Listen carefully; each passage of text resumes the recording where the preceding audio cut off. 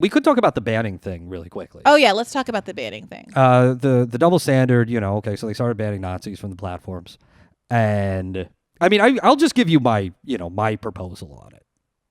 Right. Okay. I mean, obviously, obviously we do have a problem with these tech companies. That they have this plenary power over the discourse. And it's not, you don't have to be a friend of Donald Trump or the right or this QAnon crap or the Parler or shit like that in order to acknowledge that. Well, I also don't want Jeff Bezos to be in charge of the public discourse as he is, especially when these companies have an actual stake in politics. These aren't neutral arbiters of the discourse. No, they have an active interest in manipulating the discourse. Yeah. No need to have a lobbying arm when you can just rig an election. Yeah, there you go. So, I mean, obviously it's not a good situation to be in. And it is very concerning that we don't really have we don't really have any kind of neutral arbiter, and nobody's really kind of talking about it in those terms outside of the left, because the whole matter is just totally politicized, become partisan. But anyway, I've got a humble proposal on it. Okay. You put me in charge. Just put me in charge of the websites, and I will decide who to ban. And we're not going to use an algorithm. We're not going to have a report system. I don't want to read your reports. I don't care.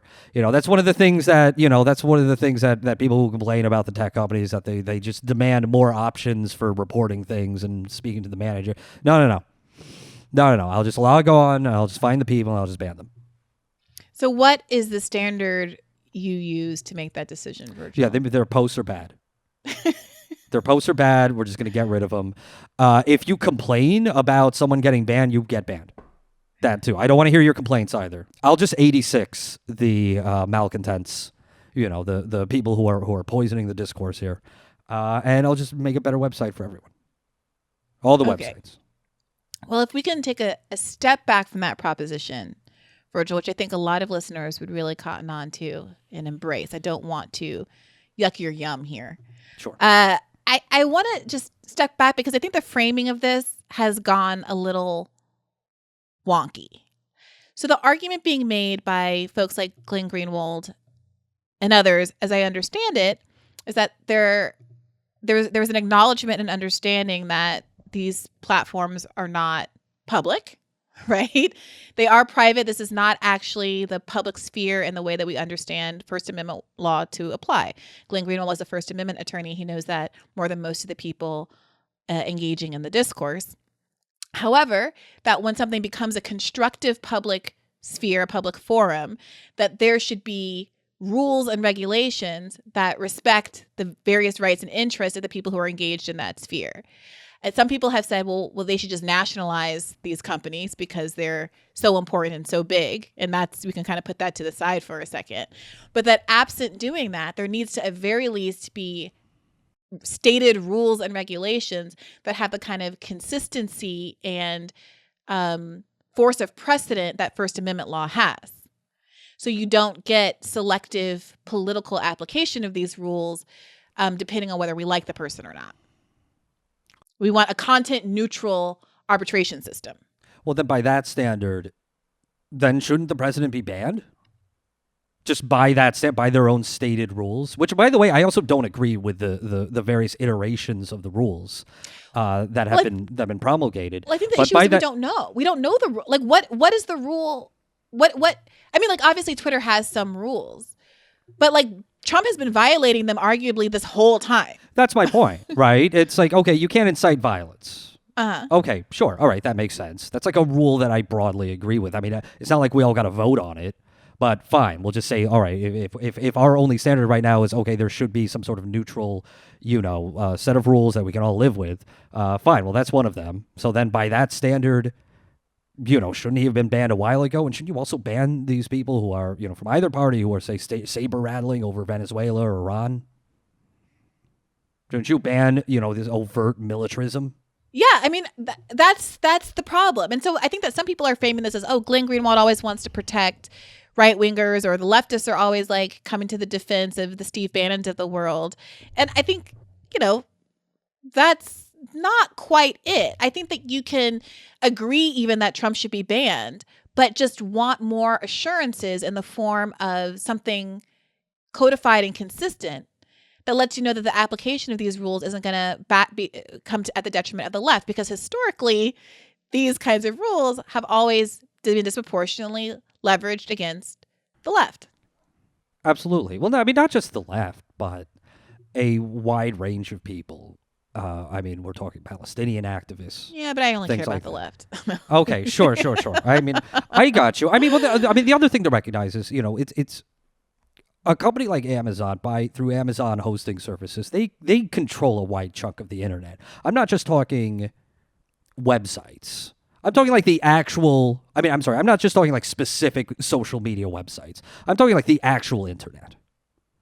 And if you want to engage in any kind of commerce on the internet, okay, well then you can't run afoul of the shadowy regulations from credit card processors.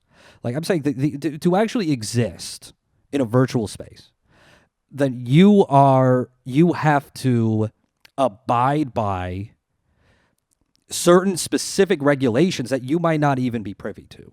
And we saw this with Sesta Fosta and the fallout from that. We see it from sex workers being banned, from having their accounts frozen, by credit card companies being banned from websites and things like that. When that's what they live on. That's like their actual commerce. They just can't engage in it, even if it is legal, simply because it's either a liability to the companies or because people have made it unpalatable and unacceptable. And so that's why I'm not really as concerned about the right, getting banned. I do think generally Trump should not have been banned because, let's be real, his posts they're not bad. Virgil. They are, I mean, well, he says bad things, don't get me wrong, but I'm just saying purely like content neutral, just thinking about posting itself. I mean, he's one of the top posters of all time. He posted his way into becoming president. Nobody else can say that. Yes, game recognized game, Virgil. It's not Kafifi. I mean, come on, that's brilliant. Virgil, what do you think about this argument? Glenn's been tweeting about this as well. The idea that, folks say, well, if you don't like what this platform is doing, start your own platform. And ostensibly, that's what Parler attempted to do. Yeah.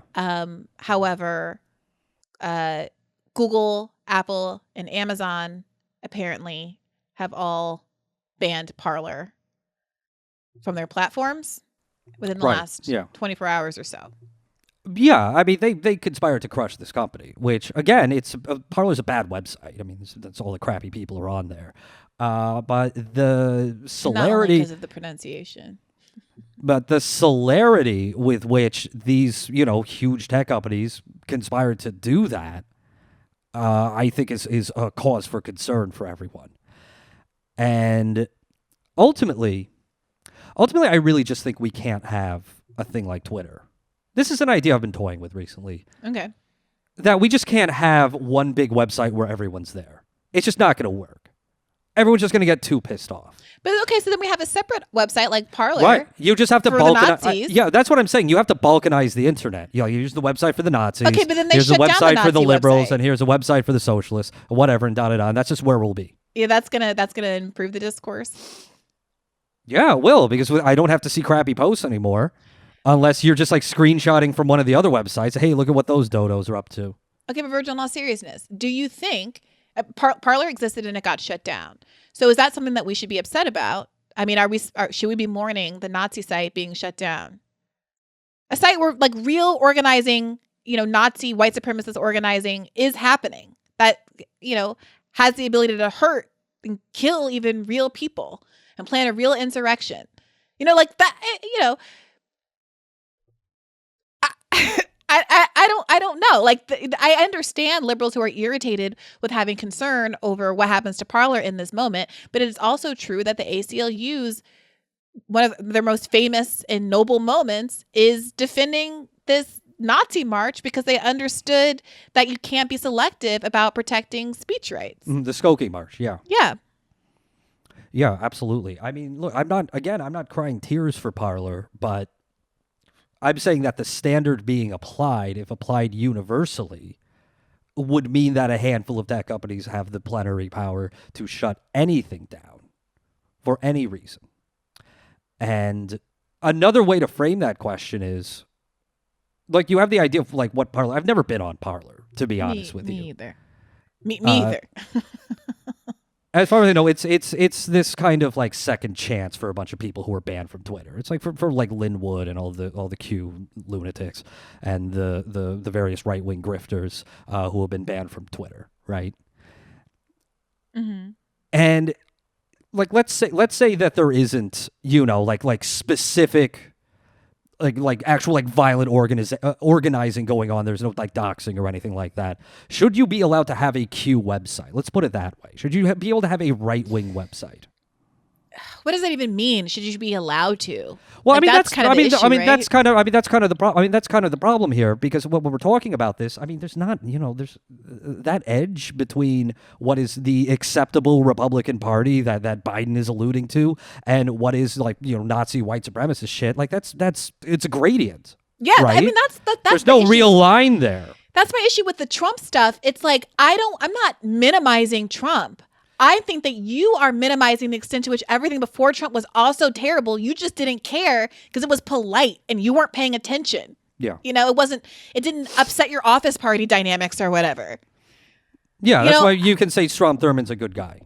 Right. And literally eulogize him and then say, I'm the bad guy who doesn't care about black people when I point out that you should not be voting for someone like Joe Biden when there are options.